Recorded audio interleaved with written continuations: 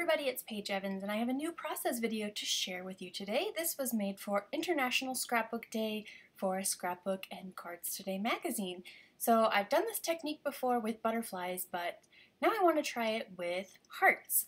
So I started with Vicki Boutin acrylic paints and a piece of smooth white cardstock, and I wanted to basically create my own pattern paper from which to die cut all of the hearts. So I'm just adding a little dollop of acrylic paints, and I'm using a paintbrush and I'm loosely painting stripes. Sometimes I'm adding water into the mix to make it more transparent and easier to move around, and I'm trying not to blend them too much together because then the colors get icky and brown.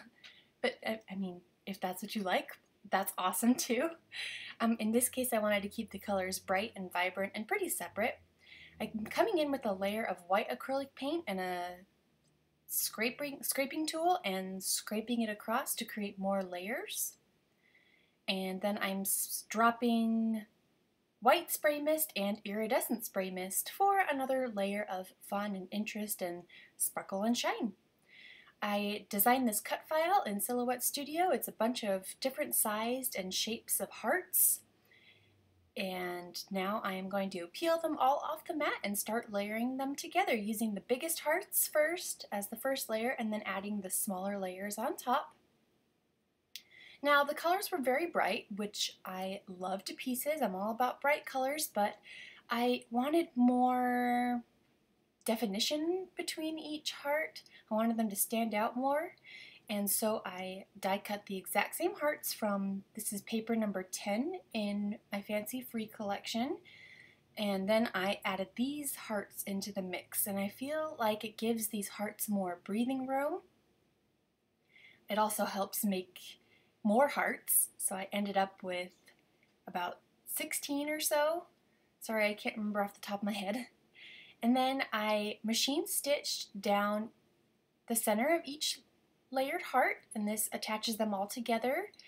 And I left the strings long because I like that look sometimes. And then I'm bending up all of the layers of hearts for lots of dimension. This just creates so much interest and a dynamic embellishment. I've chosen this aqua textured cardstock for my background, and I'm drawing across it. I measured 6 inches from all sides.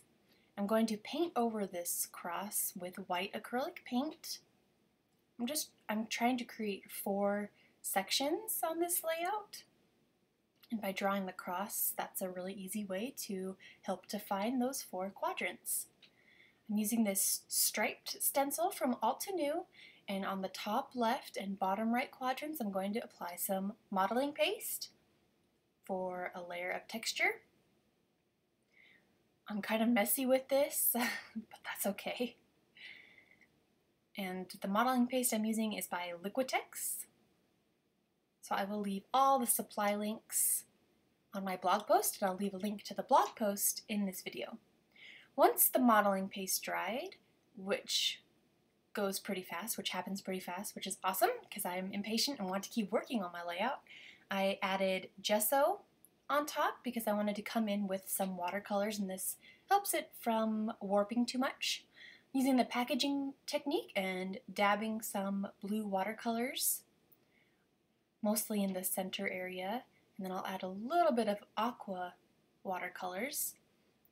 Just creates another layer. I'm just working on the background right now to make it fun and interesting. And the last, well, I guess it's not the last step, a couple more things. I'm going to drop more white spray mist, white spray mist, and spray some iridescent spray mist. And then the last step for the background was machine stitching across the cross. So I used a couple different straight stitches and a couple different zigzag stitches to add more texture, which essentially gets covered up by these hearts, but I know it's there, and if you can see it through the tiny gaps, then it's cool. Alright, so I'm arranging the hearts across the cross and using a temporary adhesive to put them in place, and then I machine stitched them in place permanently. So these hearts are stuck there and they're not going anywhere. And then they got flattened down a bit, so I'm just ruffling up the edges once again of the hearts to create all that texture dimension and shadows. I'm using a recent picture of my son Fox. This was on April Fool's Day actually, which was the same day as Easter, now that I think about it, but this is not an Easter themed page. It's just going to say heart you because of all the hearts. So heart you, all the hearts, it works. I'm using a mix and match style of thickers to create the title, and I also machine stitched through that. And then I'm going to add a few stickers here and there, definitely just because it's cute. Heart you, definitely, it could go along with the title. And then in between the open spots of the hearts, I'm going to add the itty bitty heart stickers. These are from the stickers in my Pick Me Up collection with pink paisley, and there's quite a few tiny hearts, and they're always the perfect finishing touch. You can fit a tiny heart pretty much anywhere.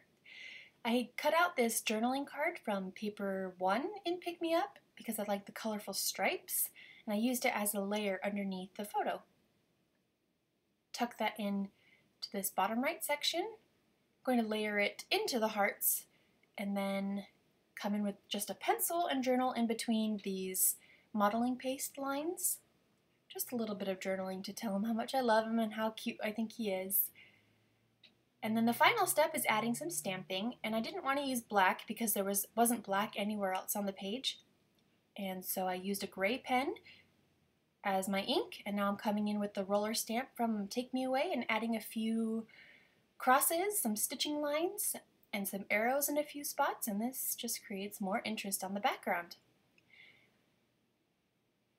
Re-inking the pen, doing one final spot down there, and that, my friends, is the finished layout. I had a lot of fun with this one, creating these layered hearts. I'm loving doing this layered technique, butterflies, hearts, who knows what I will use next. So, happy International Scrapbook Day, and I will see you again soon.